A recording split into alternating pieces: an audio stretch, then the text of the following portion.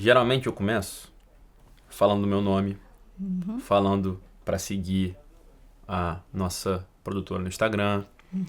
Vou começar diferente hoje. Tô me sentindo um pouco ousado. Posso? Claro. Não tem muito tempo. No nosso primeiro encontro, a gente já entrou num debate acalorado sobre o título do seu livro. Sim. Eu lembro com um detalhe daquilo.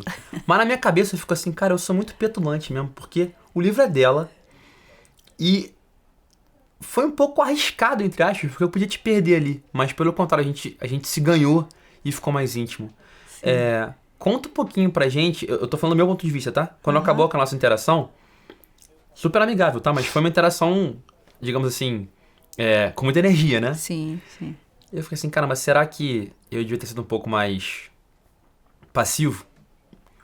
Meu ponto de vista foi esse. Eu quero que você me conte, assim, como é que você se sentiu no momento, depois, porque eu acho que ali foi o ponto-chave da relação tão íntima que a gente tem hoje. Como é que você se sentiu? Então, no primeiro momento foi um choque para mim, né? Eu me senti confrontada, assim, com algumas coisas que eu não estava nem entendendo. Eu não estava nem entendendo na hora, porque achei que foi, assim, um pouco contundente frente a algo que eu estava trazendo e que... Mas, assim, depois foi super especial para mim. Digamos que eu pensei em você, Arnaldo, e na sua fala durante uma semana inteira sobre o título do livro. E eu falei, gente, uma sacada e tanta, uma dica preciosa, porque realmente era isso que constava no meu livro. Eu não sabia traduzir ali muito bem, em forma de título, o que seria essa história, né? Mas foi precioso, tá? Sim. Foi precioso. E isso fez muita diferença. Primeiro, esse título entrou em mim. E uma vez que eu aceitei esse título, para mim as coisas foram mais fáceis de, até mesmo de eu interpretar aquilo que eu tinha escrito. Uau. Então, eu achei especial. Apesar de ter sido tenso no início, mas depois ele funcionou bem. E nesse sentido, aquilo que eu falei com você no dia, não, a autoridade para mim é você, então eu vou seguir, eu estou aqui para isso, para ser mentorada, né? Sim. E foi especial. Então, vamos dar um marcou. pause aqui, porque agora todo mundo em casa tá assim, ó. Qual é o título? Até a produção tá aqui. Que título é esse? Você viu que eu queria atenção aqui agora pra atrair a audiência? Então, vou fazer que nem o João Kleber. Para. Espera aí, antes de falar qual é o título.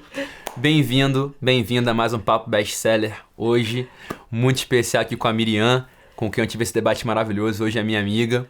Se você não nos segue ainda nas redes sociais, vá lá no Instagram, legacy.oficial, LEGGACY. Estamos esperando com essa entrevista e, obviamente, muitas outras. Agora sim, segura o livro e revele ao mundo o título maravilhoso, fruto desse debate nosso tão acalorado. Vamos lá. Então, o título do livro é Você não é perfeita, mas é livre. Como a minha história pode ajudar a ressignificar a sua e a viver com mais esperança. O título e a capa a galera já conhece. Sim. Agora, quem tiver o privilégio de abrir esse livro, e muitos farão isso, o que vai encontrar aí? Vai encontrar uma história real de uma pessoa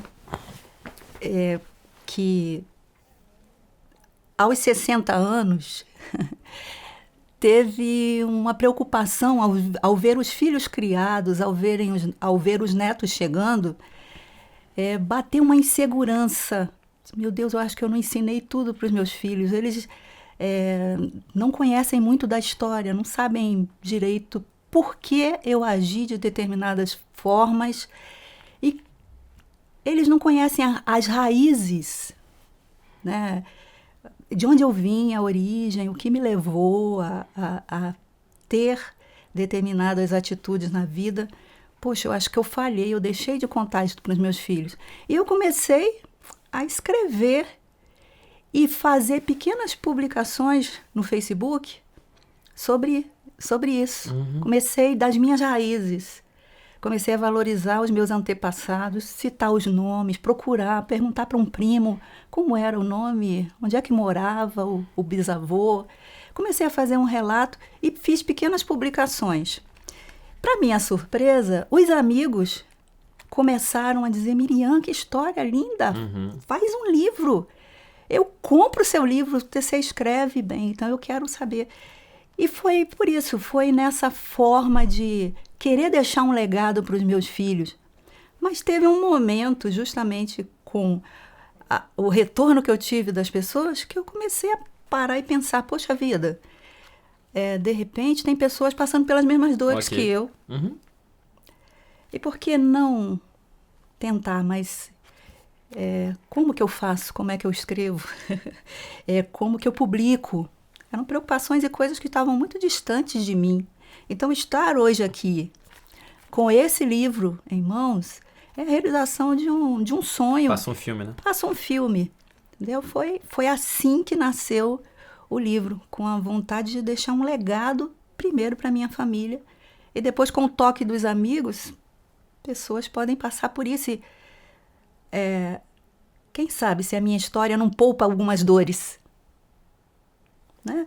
Porque se eu passei por alguns caminhos e eu narro isso, de repente tem pessoas que podem, ao ler isso, dizer: opa, por que não eu experienciar diferente, né? Então, quando falo em ressignificar a história, é isso. Acho que o seu papel, o meu papel, como humanos, eu creio plenamente que ninguém está nesse mundo por acaso, né? E todos que viemos para esse mundo aqui temos uma missão. E ela é maior do que nós. Ela passa de nós, ela é além de nós. Aquilo que você recebeu e aquilo que acontece com você pode abençoar pessoas, pode poupar dores. E se você passa por determinadas dores, você está se preparando, você se torna preparado para ajudar outros a dizer assim: eu sei o que você está passando, olha, eu acolho você, eu sei do que você está falando, né? Então, o meu propósito é esse.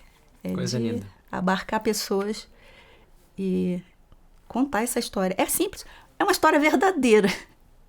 O que está aqui é parte da minha história. Voltando um pouco para o nosso primeiro encontro, você fala um pouco dos seus dias seguintes àquele encontro. Os meus também foram pensando muito nisso, assim.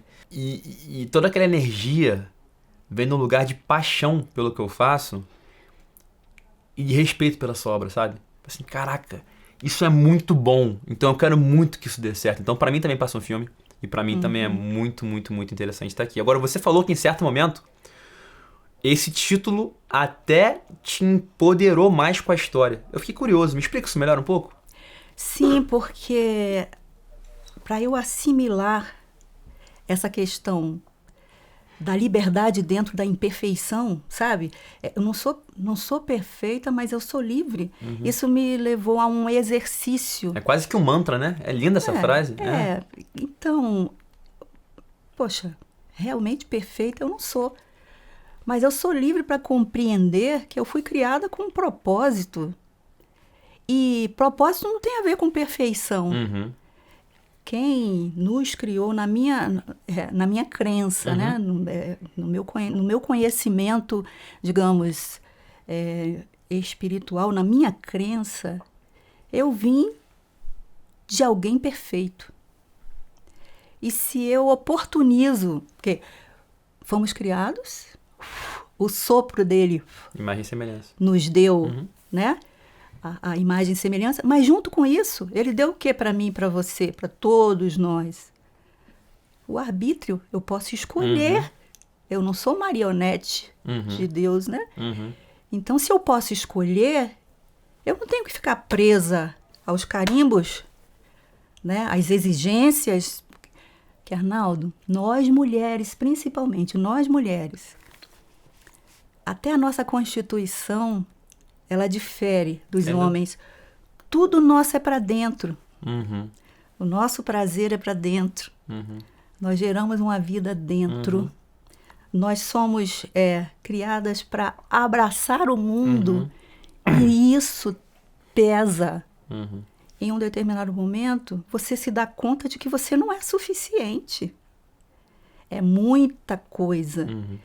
Só que algumas de nós adoecem nesse processo. Então, parar para se ver como uma pessoa que vem de um ser perfeito, que tem a liberdade de escolher, eu posso olhar e dizer, me ajuda? E ele vai dizer, eu estou com você todos os dias.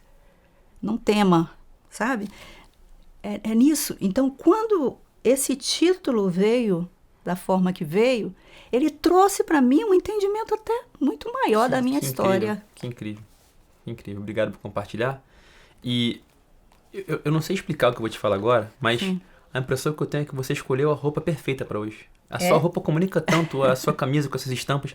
Isso me deixa curioso, eu quero saber como é que foi o seu dia hoje. Da hora que você acordou até aqui, como é que você fez? Você pode resumir, claro, mas também as emoções do seu dia hoje. Me conta um pouquinho. Sim, eu despertei muito cedo hoje. Já em São Paulo? Já em São Paulo. Tá. E a primeira coisa que me veio foi, meu Deus, hoje o dia é especial.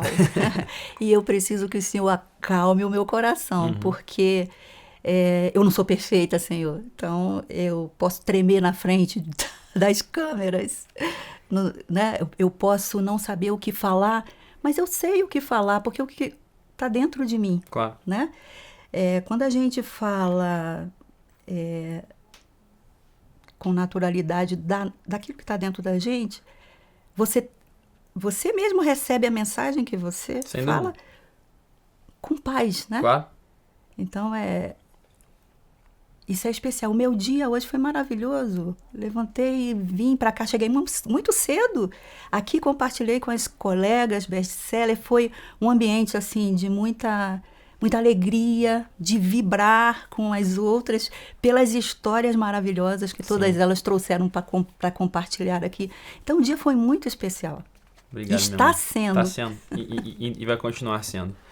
Eu queria falar um pouco agora do processo. Sim. Do início ao fim, que não é um fim, é um novo começo, mas primeiro tem duas etapas, são várias etapas, mas eu quero focar em duas aqui durante a escrita, que é a cognitiva e a emocional. Uhum. Vou começar pela cognitiva. Então, me fala do teu processo. Teclado, laptop, mão, celular, áudio. Como é que você escreveu isso? Do jeito que dava para escrever. Explica. Às vezes, eu estava dirigindo, parava num sinal, eu apertava o gravador do celular. Uau. E eu dizia... Isso, aconteceu isso na história, para eu me lembrar, para fazer depois. Quando possível, no celular ou no laptop. Então, foi assim, foi um processo, né, construído da maneira que dava, porque a gente nessa correria, eu sou aposentada hoje, mas eu criei um projeto de educação musical de crianças, e eu lido com centenas de pessoas na área da música, e a gente aprende a lidar com outras histórias, outras dores, outros processos. Então, você não tem muito tempo para você, entendeu? Principalmente quando você está tratando com pessoas em áreas de carência social. Então, qualquer possibilidade, eu fui encaixando. Então, era um intervalo de uma aula para outra, eu lembrava de um detalhe, então corria, se desse para escrever bem. Mas se não, gravava. Então, foi áudios, mão, teclado, tudo um pouquinho. Um pouquinho. Então, entendi a parte cognitiva, agora eu quero saber a parte emocional. Assim. Uhum. Tive relatos hoje aqui de pessoas que falaram que durante a escrita lembraram de coisas boas, outras de coisas ruins, umas que se transformaram. Como é que foi para você a jornada emocional de escrever esse livro? Sim, eu falei que iniciei esse processo para deixar para os meus filhos um legado, né, uma história. E nesse processo era assim, foi de grande envolvimento emocional, porque para contar essa história eu revivi algumas dores. E quando a gente revive, né, essas dores, a gente sente que mexe com a gente. Então, houve desgaste meu emocional. Teve dia que eu parei, fechei o que eu estava escrevendo. Né? Não vou falar sobre isso. Há certas coisas que eu omiti, Mas outras eu falei com mais suavidade. Precisei primeiro trabalhá-las dentro de mim, para depois elas virem com mais suavidade, porque eu queria comunicar, mas eu não queria fazer da história um peso. E tem um detalhe. Quando as pessoas lerem, elas vão ver o seguinte: a história é um pouco da vida da Miriam, mas não é para enaltecer a Miriam. Todos os detalhes aqui eu chamo para... Olha, houve dor sim, houve problema sim, mas eu tive a ajuda do alto. Eu tive quem esteve comigo todos os dias, eu tive quem me fortaleceu, eu tive quem me segurou pela mão, entendeu? Então, isso mexe, né? Mexe com a gente, esse caminhar. Quando a gente caminha pelas nossas dores, se a gente não tiver a companhia do Eterno, a gente sucumbe. Então, foi uma mistura, né? Tinha o lado de que precisava funcionar, mas tinha outros que, para funcionar, tinha que passar pelas dores. Entendi a parte da escrita, a parte emocional. Agora eu quero saber aonde você estava e o que estava fazendo no momento exato no qual você descobriu que é best-seller. Então, o dia que eu descobri que eu era best-seller, eu estava lavando louça na cozinha. Maneiro. E me veio... Porque não foi no dia que eu lancei meu livro. Demorou 2 dias para que... A Amazon estava com delay, eu lembro. Tava com delay. É verdade. Então, foi no dia 13 de junho que saiu o meu livro. Dia de Santo Antônio, talvez? Santo Antônio é o santo casamenteiro, é esse? 13 de junho? Santo Antônio é santo casamenteiro, eu não sei. 13 de junho. 13 de junho. Então, eu estava lavando louça e, de repente, aquele clique, né? Parei, fui olhar o celular e... E foi uma vibração em casa, né? A minha mãe, o meu marido. Então, foi algo muito especial, viu? Você falou da sua mãe e do seu marido, eu queria saber, assim... Sim. Ao longo do processo, eles te ajudaram de maneira mais direta, dando opiniões? Ou não participaram tanto da escrita, mas te apoiaram emocionalmente? E depois, como é que foi a reação deles? Me conta como é que foi a relação com essas pessoas tão importantes ao longo e depois do best-seller. Eu escrevi todo o livro sem que ninguém da minha casa soubesse. Eu acho isso uma boa decisão, sabia? Sim. Não gera expectativa em ninguém. Eles só souberam no dia em que o livro foi publicado. E quando souberam? Souberam no dia 11 de junho, quando o livro foi publicado na Amazon. Eu chamei-os de manhã, né? Minha mãe, meu marido, meus filhos que estavam em casa, o meu filho que estava em casa e os outros 2 não, que eu tenho uma filha que mora na Holanda. Sim. Eu mandei mensagem para eles: queridos, escrevi um livro, está sendo publicado hoje. Que maneiro. Então foi surpresa. Me fala um pouco das reações, se quiser falar de um ou de outro, como é que foram as reações? O meu marido vibrou muito, ficou assim, mas escreveu minha mãe, minha filha. E aí eu quero, assim, aproveitar para testemunhar, né, que a grande incentivadora na minha vida, eu tenho pais maravilhosos, mas a minha mãe é a grande incentivadora. E sabe qual foi o maior prêmio? Best-seller é um marco. Claro. Mas o maior prêmio para mim foi quando a minha mãe leu o livro e ela disse: isso não é um livro, isso é um filme que está passando na minha... Que lindo. Por quê? Na minha cabeça, por quê? Porque a minha mãe dividiu comigo algumas dessas dores e ela disse: isso é uma história real, minha filha, você contou a história real. Então, foi uma emoção grande para eles, uma satisfação para minha mãe. E os meus filhos estão naquela coisa: poxa, mãe, que bom, né? É bom ouvir minha história contada e eternizada. Então, mas olha só, isso não é comum, tá?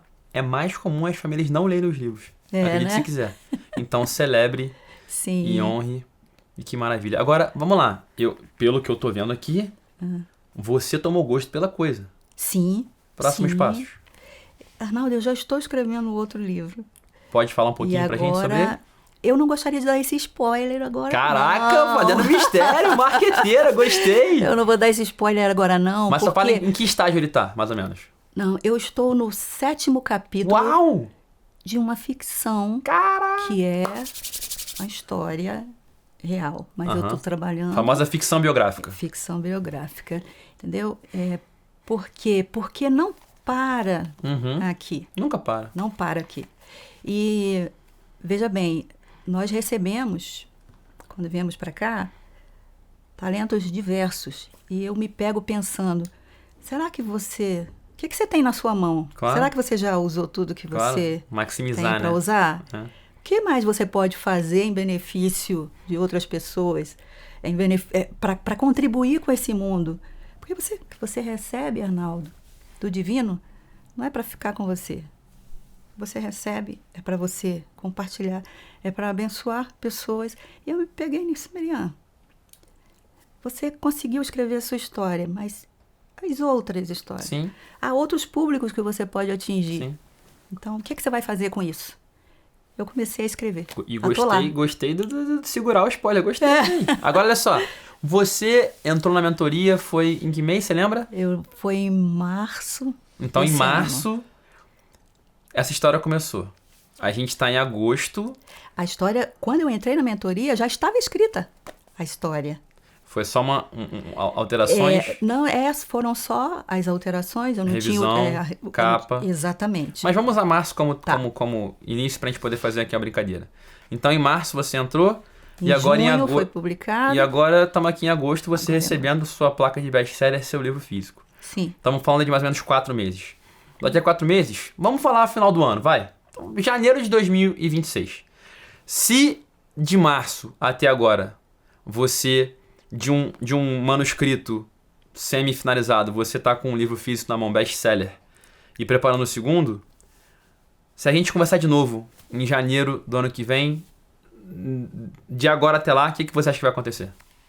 Bom, eu pretendo escrever até lá mais 2 livros, como já está caminhando.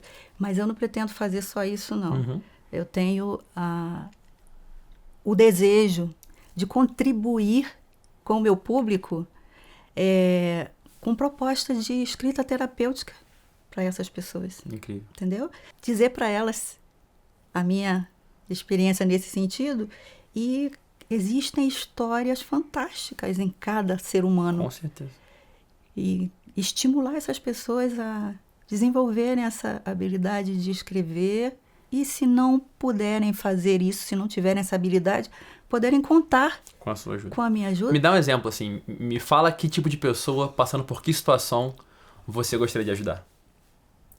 Não existe uma situação, assim, o ser humano não é uma caixinha, né? Não é matemática, não é... Cada pessoa tem uma história preciosa. Okay. Seja qual for a história,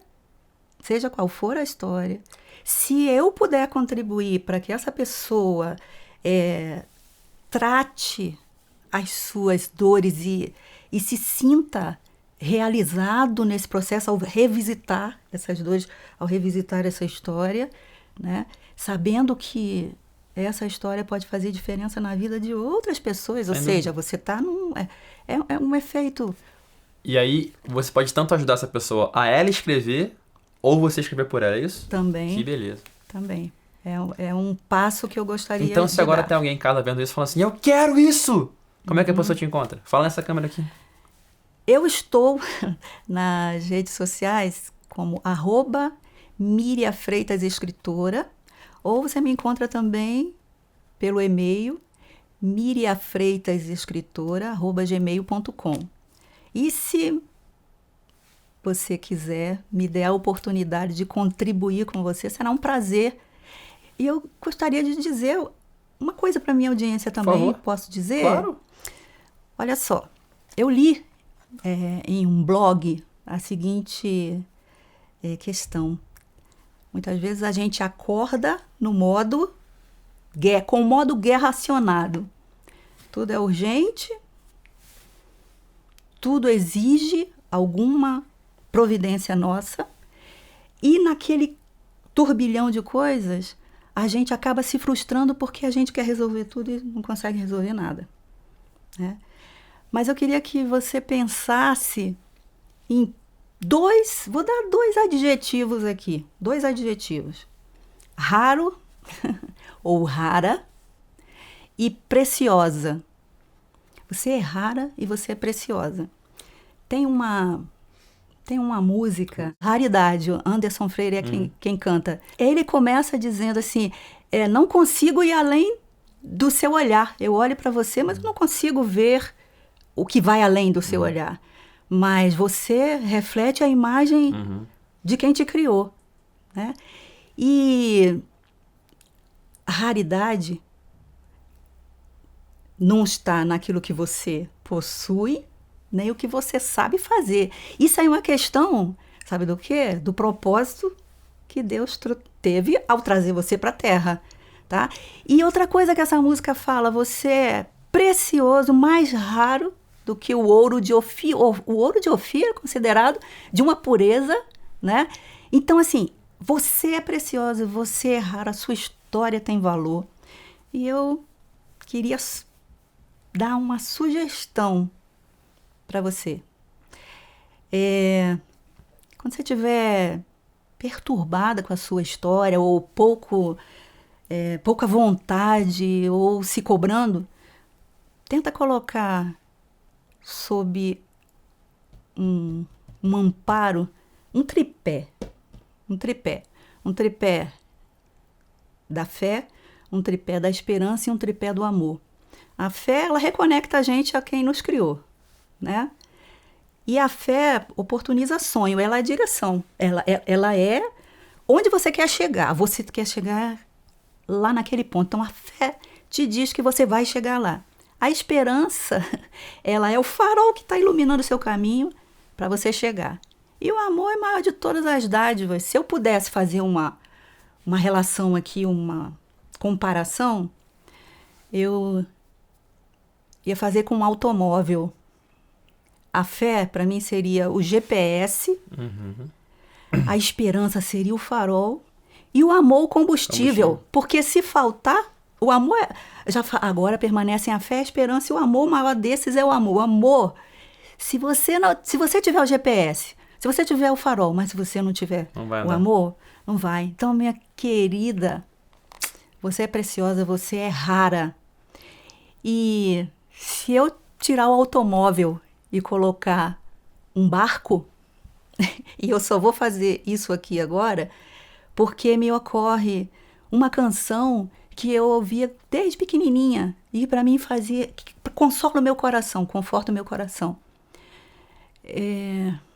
Com Cristo no barco tudo vai muito bem, vai muito bem, vai muito bem. Com Cristo no barco tudo vai muito bem. E passa o temporal, passa o temporal, passa o temporal. Com Cristo no barco, tudo vai muito bem. E passa o temporal. O meu desejo para minha audiência é que ela tenha a companhia bendita de Cristo nesse barco, porque pode ter a tempestade que for. A sua vida para Deus, ela é preciosa. E Ele vai cuidar de você.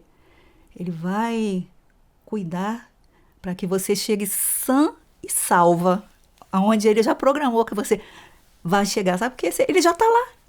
Ele já está lá no futuro. Te esperando. Ele já sabe de tudo. Então, se Ele já sabe de tudo, eu tenho só um papelzinho a cumprir aqui, que é descansar, confiar, entregar. Ele vai conduzir. Então, minha querida, e o meu querido também. Não consigo pensar em maneira melhor de poder encerrar esse papo. Repete pra galera seu Instagram e seu e-mail, porque agora todo mundo quer falar com você. O meu Instagram é @miriafreitasescritora e o meu e-mail é miriafreitasescritora@gmail.com. Obrigado. Te agradeço. Eu te agradeço, obrigado, querido. Meu amor. Beijo. Gente, se você quiser ver esse papo delicioso, depois com calma, mais uma vez, segue aqui, ó, Legacy, LEGGACY.oficial no Instagram. Claro, siga a Miriam. Miriam, obrigado pela audiência. Até a próxima. Estamos juntos.